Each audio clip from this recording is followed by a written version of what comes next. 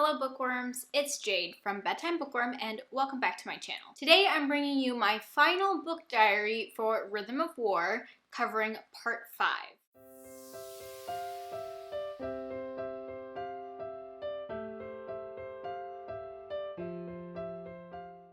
If this is one of my first book diaries that you've seen, a book diary is basically a really spoilery, in-depth reading vlog where I check in every few chapters and update you on my thoughts. I do have a playlist of these. I will link that for you guys if you want to go back and watch some of my other ones. I have them for most of the Stormlight Archive books. I started like halfway through book 2. So this one is covering the ending of Rhythm of War. So do not watch this video if you have not finished reading Rhythm of War. I will have chapter breakdowns down below, so if you want to read and watch at the same time, you can use those chapter breakdowns. I will warn you that there are a lot of tears in this video. I'm a little embarrassed to be putting this on the internet, but these are my raw emotions I had while I was reading Rhythm of War. I have to say that Rhythm of War is the Stormlight Archive book that I cried the most. I actually don't think I cried in the other Stormlight Archive books, maybe like a few tears here and there, but not like sobbing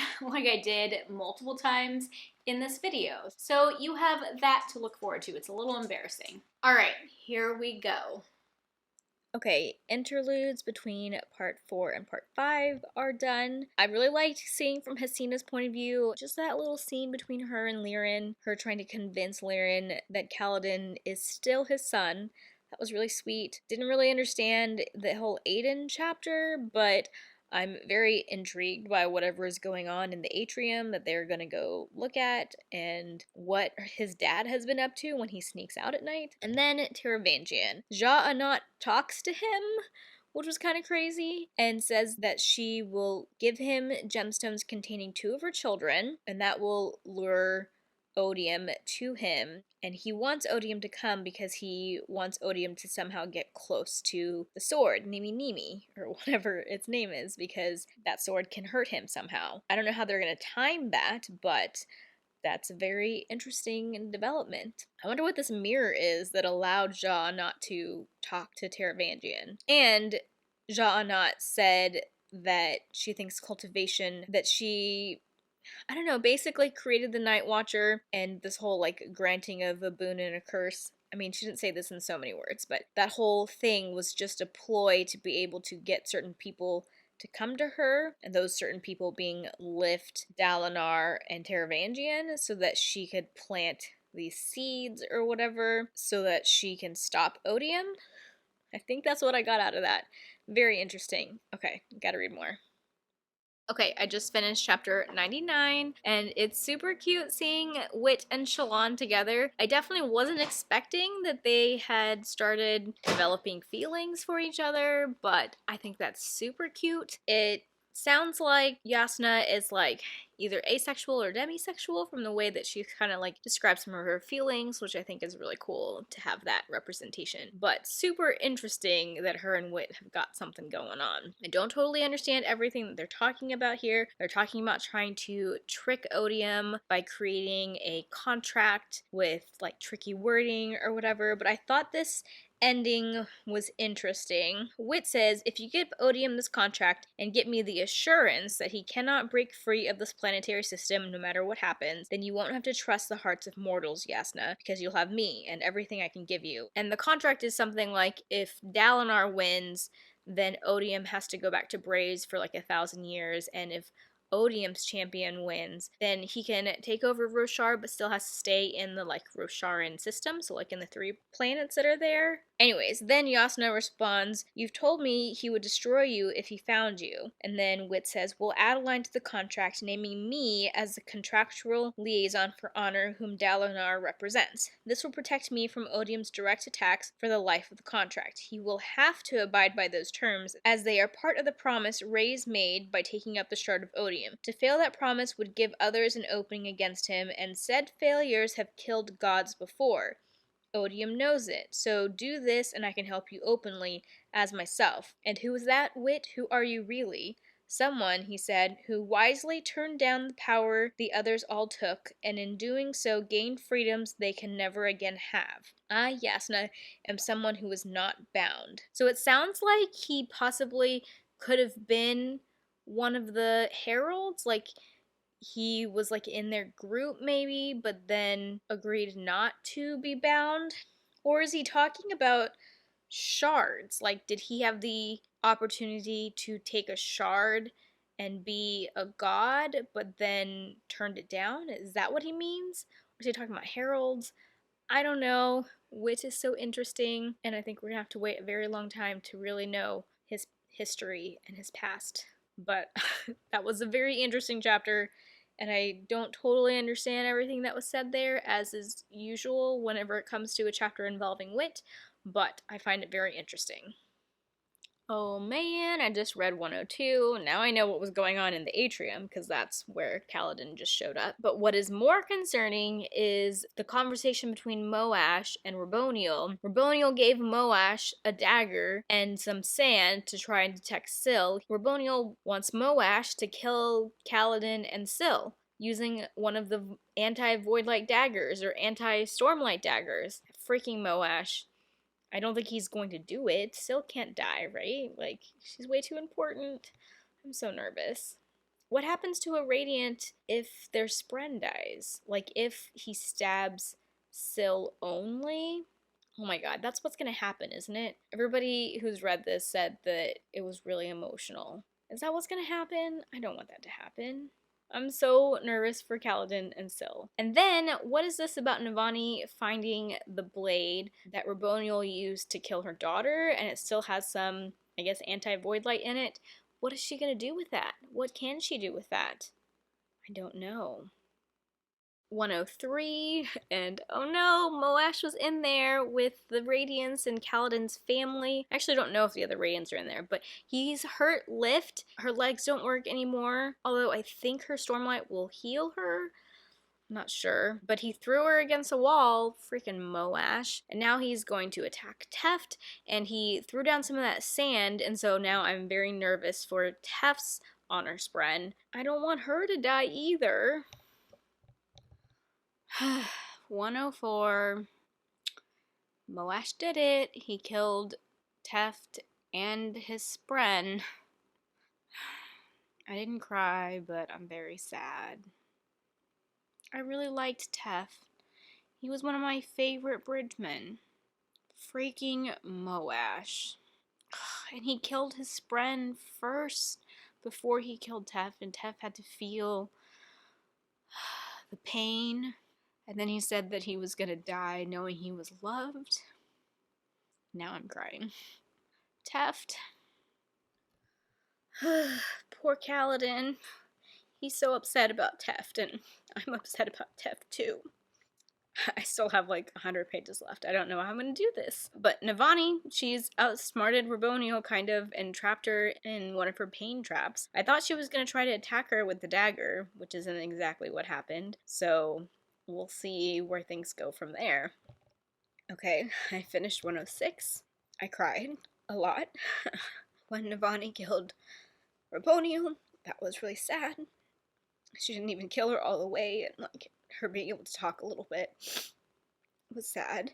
And she told Navani to leave and to run away, but then Navani wasn't fast enough. And Moash was able to throw a dagger at her, so I'm very concerned for Navani. She didn't like actually die like on the page yet, so I guess there's still hope. And then Kaladin, I guess the good thing is he killed the pursuer very violently. And then one of the Heavenly Ones took his father up high, and Kaladin followed. And then the Heavenly One threw Lirin into the storm, and Kaladin, he jumps into the storm. I mean, I'm hoping he's going to save Lirin, but I don't have a lot of hope for that because it's a storm and he can't heal himself. And also the way it's like worded, it makes it sound like Kaladin's giving up, and basically like committing suicide. So I don't think that's gonna happen. I don't think Kaladin's gonna die, but oh man, this is emotional. I am a crier, like when it comes to books. I do cry fairly easily. I haven't cried very many times reading the Stormlight Archive, surprisingly. It sounds like a lot of other people have cried more than I have. But the next, like, whatever I've got left, a little less than 100 pages, is gonna be rough, and you're probably gonna see a lot of tears. Okay, I'm only a little bit into the next chapter, 107, but I realized I was so emotional and distracted that I didn't talk about something important. There's something going on with Kaladin. His eyes are glowing like yellow or red or something. Something to do with void light, maybe? Is he somehow using void light? And then Syl keeps saying that she doesn't remember the words, which is not a good sign. There's something wrong. I mean, it seems like maybe he's accidentally killing her because he's so upset and wants revenge or something. I don't know, but this is not good.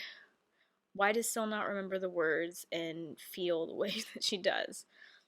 Okay, 108. Dalinar has come in the storm or whatever and makes Stormfather like pause time and try to talk to Kaladin, and Kaladin is just, he just wants to give up, so that's not a good thing. But at the end of that chapter, Dalinar does something. We don't know what yet, but he says that he's connecting him, uniting him, like in caps. Very curious to see what that is about. Also, Raboniel, she's the one that's making me cry so much. She is able to distract Moash so that Navani can try to get away, and Navani goes to try and like talk to the sibling, but the sibling won't talk to her. Venli finally reveals that she's a Radiant by taking in Stormlight in front of Leshwi, because she keeps saying to Leshwi that they need to be better because the humans that were in the hospital room or whatever start fighting back and are being murdered, and she's not okay with that, and even Leshwi is not like thrilled about it, but she's like, whatever, this is what has to happen. And then Venli takes in Stormlight to reveal herself, so that was exciting.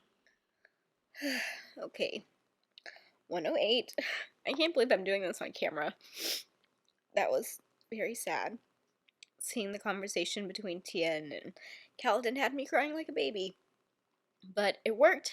I'm really grateful that Dalinar showed Kaladin that vision. It helped Kaladin to snap out of it. Oh, so emotional though. But Kaladin found Syl, and he said he's gonna save his father, so hopefully things start looking up from here. And I can't believe I'm crying this much on camera. So this is fun.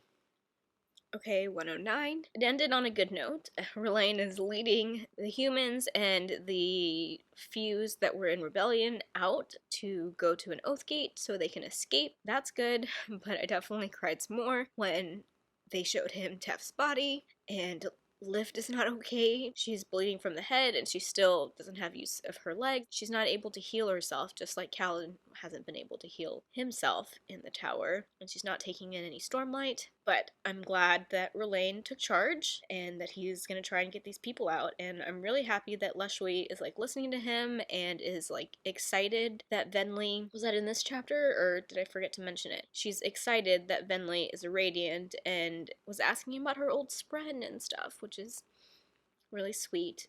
I knew that Venli should have told her sooner, but also I understand why she didn't. It's hard to know who to trust. Okay, on we go. 110. Okay, good chapter. I'm a little teary-eyed, but I think they're tears of happiness.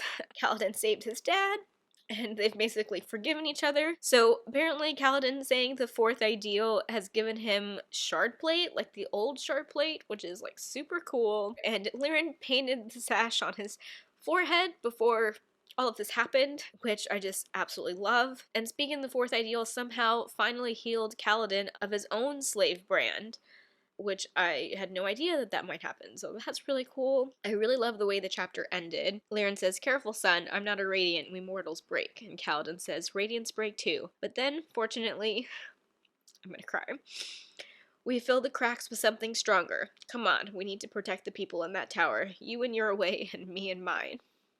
That makes me so happy. And then before that, Navani, she finally convinces the sibling to bond with her. That's really cool. I know that's something that a lot of people had kind of like predicted, even in these reading vlogs and in this book. I'd kind of gone back and forth. Like, I knew that that was a prediction some people had, and I thought that would be really cool. But I thought that the sibling didn't trust humans enough and that she wouldn't. I was really curious if she would end up bonding Verlaine because she seemed more interested in that idea. But the fact that she ended up bonding Navani is really cool, and Navani was able to survive. Did she actually kill Moash? I guess it doesn't say yet. So I guess there's still going to be a fight scene between them. But she created the light of the sibling, the tower light, which is cool. Navani says our emulsifier, so she found a way to combine honor and cultivation, I guess, with the right harmonies. Anyways, the sibling says the common ground between humans and the Scribd. That is why I was created so long ago. Interesting.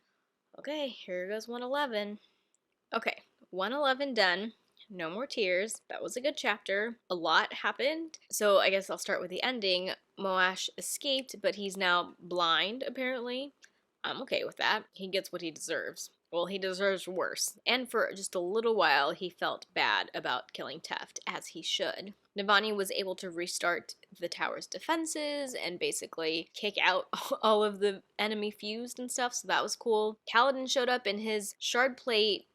I don't know if it was transferring to other people or if he just was able to control other Windspren that were creating Shardplate on basically anyone who needed to be protected, because there was that POV from Aiden. So that was really cool. And then all of the stuff with Dalinar, kind of confusing. He tried to talk to Ishar, and Ishar was kind of crazy and only was sane for a very short amount of time, but it sounded like in that split moment when he was sane that he wanted to work with Dalinar, but then Dalinar basically trapped him in Shadesmar, or did he trap himself in Shadesmar? Because he opened the perpendicularity the second time. He sure did. I don't know. That was all crazy. But then the other crazy part was when Dalinar goes into the tent that Ishar had, and they find that he's been experimenting with bodies of Spren. They found 3 different Spren bodies in the human world, like in their Spren form, which is supposed to be impossible. So Ishar got them somehow into the physical realm. I don't know if they died immediately, basically, or if they died from whatever experiment he was doing on them. But Stormfather is very freaked out by this and says that it shouldn't be possible and that it's evil and stuff. So that was totally unexpected. I have no idea what that means or where that storyline is going. I still have like a chunk of the book left and I don't know what's going to happen. What I don't know is if or how Adelin's storyline from Shadesmar is going to tie into all of this. I feel like the brunt of the climax is over and that the rest of this is going to be just like wrapping things up. I don't know. Will we see Adelin again or do we have to wait till the next book? Okay, I finished 111 and I don't totally understand what happened. I mean, I think I get it. Basically, Dalinar and Odium come to an agreement, right? Dalinar says, final terms are these. A contest of champions to the death. On the 10th day of the month of Pala, 10th hour, we each will send a willing champion allowed to meet at the top of Urithiru, otherwise unharmed by either side's forces. If I win that contest, you will remain bound to the system, but you will return Alethkar and Herdaz to me, with all of their occupants intact. You will vow to cease hostilities and maintain the peace, not working against my allies or our kingdoms in any way. Agreed, Odium said, but if I win, I keep everything I've won, including your homeland. I still remain bound to the system, and I will still cease hostilities as you said above, but I will have your soul. To serve me immortal. Will you do this? Because I agree to these terms. And Dalinar says he agrees. Obviously, this is not good for Dalinar. I don't want him to lose, like he's planning on being his own champion. And I think that Moash is gonna be Odium's champion. I don't know who else he would pick out of like people that we know. So that's what I think is gonna happen, but it's gonna happen like in a month. Is the next book really just gonna take place over like a month? Also, Odium called Wit by a different name. What did he call him? Cephindrius. He said Cephindrius, ever the rat. No matter where I go, there he is, scratching on the wall, burrowing into my strongholds. He could have been a god, yet he insists on living in the dirt. So earlier I said, like, was Wit saying that he had a chance at being a herald, or is he saying that he had a chance at being a god or taking a shard and he turned it down? So it sounds like it was the second one that I said. So what Odium agreed to is slightly different from the contract that Wit came up with. So hopefully Wit is still okay with it. I mean, I think the important part was keeping odium to the Rosharan system, I guess. But I'm concerned because I feel like out of all of the main characters who might die, it would make sense for Dalinar to die because he's kind of had like a full character arc. So like in the next book, I was kind of thinking that Dalinar might die. But if he does, then that's like not good because of this contract that they just both agreed to. I'm very nervous about that. Okay, 113. I don't know what I think of that. First, like at the beginning of the chapter, it was from Navani's point of view, and Raboniel wasn't dead yet. I'm not gonna lie, I shed a few more tears. The relationship with Raboniel and Navani is just hurting my heart, and she had to kill her all the way, and it was very sad. But then, the Taravangian stuff. So he succeeds in not only getting the attention of Odium, but bringing Seth there at the right time. And I thought it was a good thing because he grabs Seth's sword Nimi, and stabs Odium, and it seems to be killing him. But then the chapter ends with Taravangian ascending to godhood and becoming Odium. I don't know how I feel about that. That doesn't sound like a good thing. And I also feel like now that Odium is kind of, I don't know, like reborn because he's now Taravangian, Taravangian becomes a new Odium. Is he still going to be bound by that oath or that contract that Odium just agreed to? I feel like he's not going to be. Okay, I don't know how I feel about this. I was excited because something bad was happening to Odium, and now I'm not really sure if something bad happened to Odium because he was just replaced by Taravangian? I don't know. Okay, 114. Not gonna lie, I got a little more teary eyed when they gave Teft the send off he deserved. But Kaladin seems to be taking things pretty well, which is good. But it sounds like Rock is for sure dead. Either that or he's just like imprisoned and never coming back. But I feel like he was kind of expecting to die, and I feel like they kind of confirmed that in this chapter. It said all of Bridge 4 came except for Rock. Scar and Drehy had relayed the news after returning to the Shattered Plains. It seemed Kaladin wouldn't be seeing Rock again. So that's sad.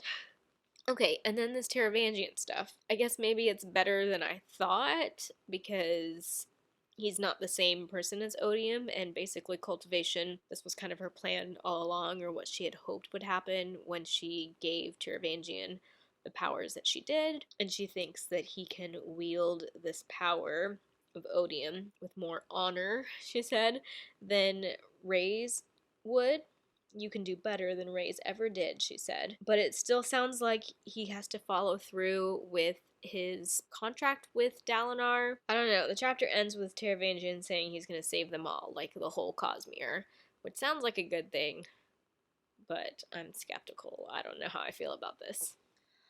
115, another happy chapter. Shallan talks to Mraize and tells him that Vale is no more, basically, and that they are not going to join the Ghostbloods. And there was some interesting stuff said in that chapter. Basically, she tells Mraize that the Ghostbloods better be gone by the time she gets back to the tower because Shallan has finally picked a side, and it is not with Mraize and the Ghostbloods. She gives Mraize a message to give to Thydakar from Wit. We are done with his meddling. His influence over my people is finished. Maybe that's from Shallan. And then Wit says to tell him, deal with your own stupid planet, you idiot. Don't make me come over there and slap you around again, which is pretty funny. And apparently, Shallan came clean to Adolin about everything, which is great. And Kalek has been helping them with stuff. And then Venli finds her mom with the other listeners, and she is able to get her mom to bond with a Radiance friend, and at the end of the chapter, her mom wakes up and recognizes her, which is super cool. And also, apparently, the group of listeners that successfully got away and got out of the chasms before a storm, it has something to do with a chasm fiend, like a friendly chasm fiend. I'm very confused, but very interested in that. Okay, 116. Not a whole lot of thoughts, but interesting what happened to the pursuer.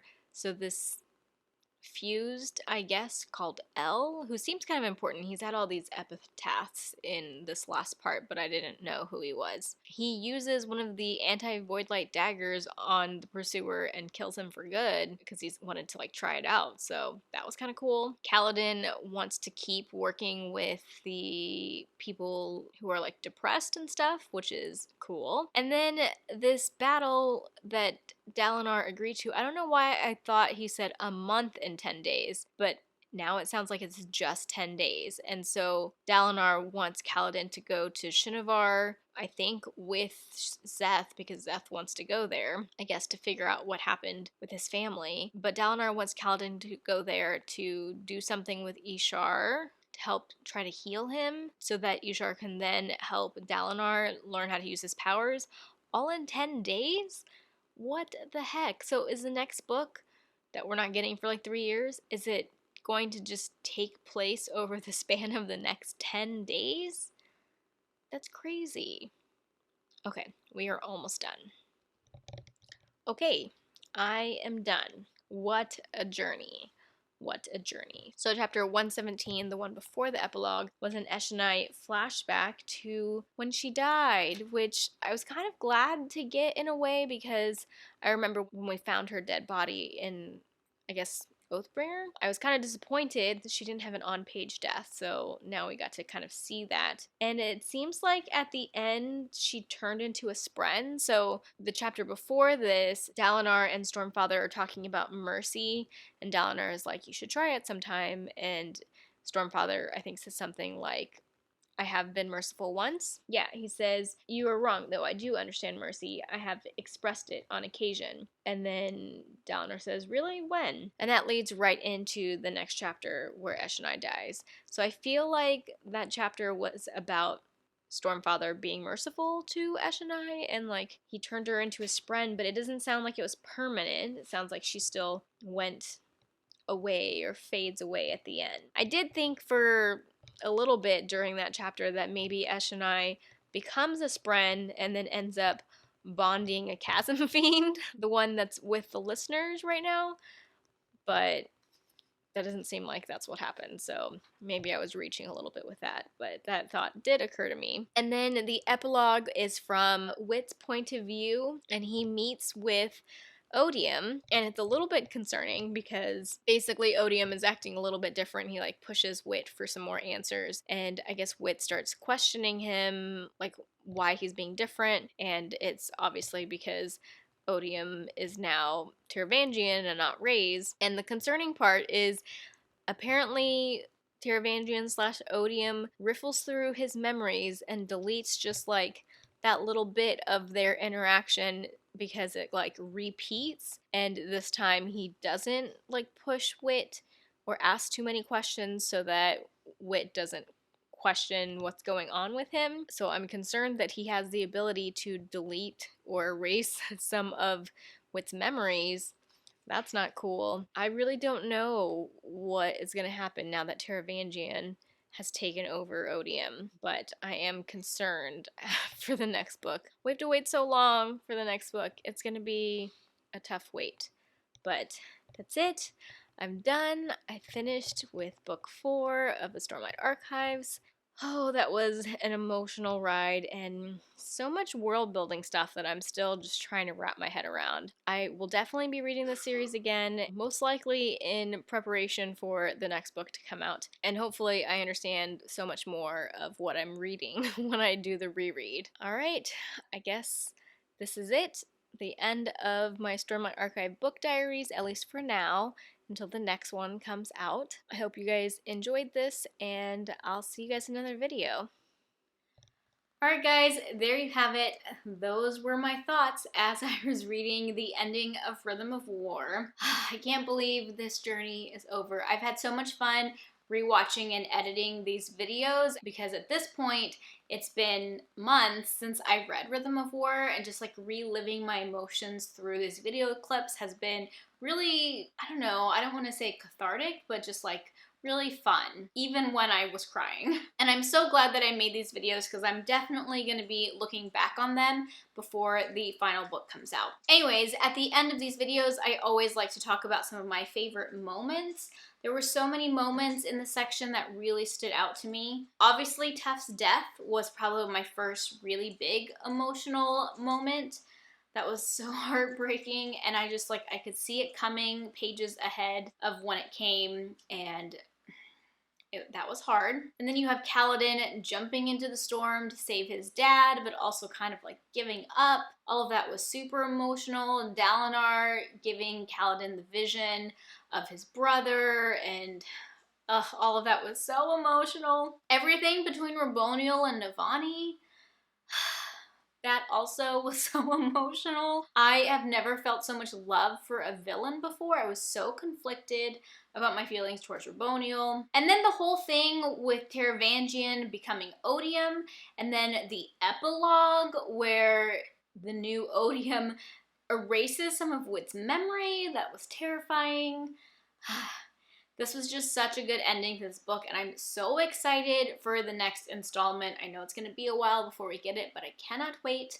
There's so many more things I could say to you if you guys want to see some of my more spoilery thoughts. After I finished reading Rhythm of War, I did participate in a World Hoppers spoiler live stream with a bunch of other booktubers where we discussed this book, going into spoiler details and all, and there were some high emotions going on in that live stream, so I definitely recommend checking that out if you want more spoilery thoughts. But I am going to stop myself here because otherwise I could talk about this book forever. Let me know down in the comment section what some of your favorite moments in part 5 were. Did you cry while reading this book? Because as you can tell, I sure did. If you like this video, be sure to give it a thumbs up and subscribe to my channel for more bookish content. That is all I have for now. Thank you so much for watching, and until next time, bookworms, keep reading. Bye.